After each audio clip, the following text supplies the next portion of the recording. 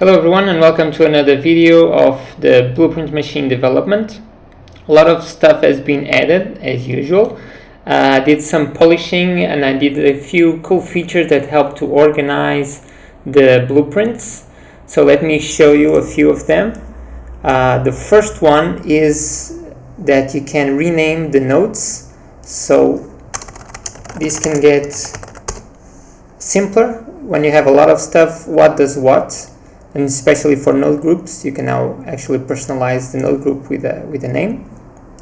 The next thing that was inspired by the Blender node editor was to collapse and expand a node. So if you actually finalize a part of your blueprint and you want to collapse it so that it doesn't take up so much visual space, you can just press H from height and collapse the nodes.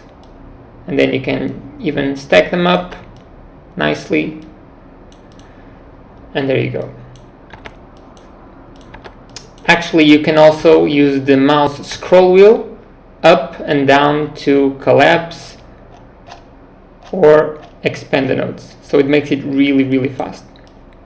Another thing that was a lot of people asked me in Reddit and the forums, it's not really important, but I know that is the first thing that many people think when they look at this, is to make Bezier lines instead of these straight lines. So lo and behold, here they are, the Bezier lines, and now everything looks really smooth, as it should.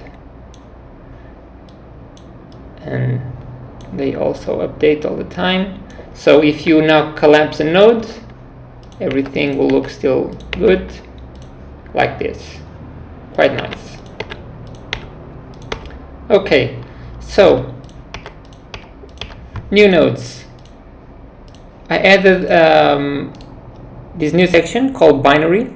So now we have binary numbers and binary operations.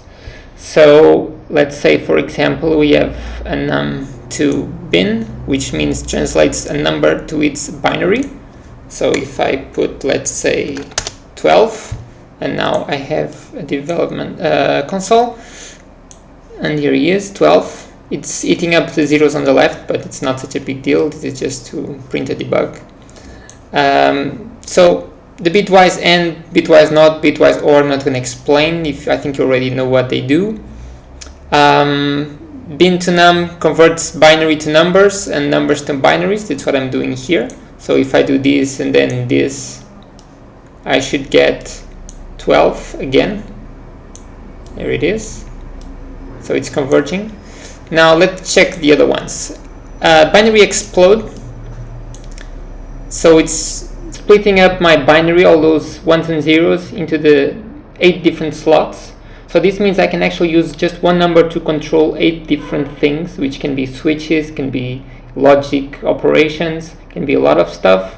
And the binary implode does exactly the opposite. So after you have all that data, you can put it in a binary number again and then do whatever you want with it.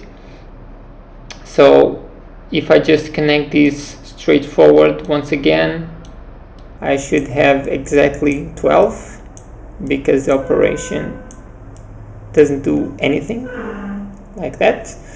So one thing I did in a screenshot yesterday was to show how to do a bitwise left shift operator. Left shift or shift left, not sure of the name. Anyway, this is how your computer actually doubles a number. So 12 will become 24. And what it does, it's called a left shift because each digit shifts one to the left. Not here, sorry. We need to look at the binary. Each digit goes to the left. So 0 will become here, this 0 will become here, this 1 will become here, and this 1 will come up here.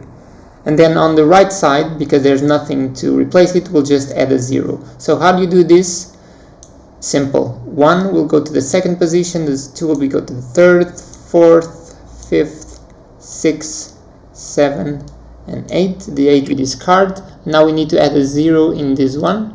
So let's just put here a 0. We connect here. And now we have a left shift operation, which will give me 24. So I can throw up any number now here. Let's say 5. Gives me 10. If I put 68, 136, which is correct.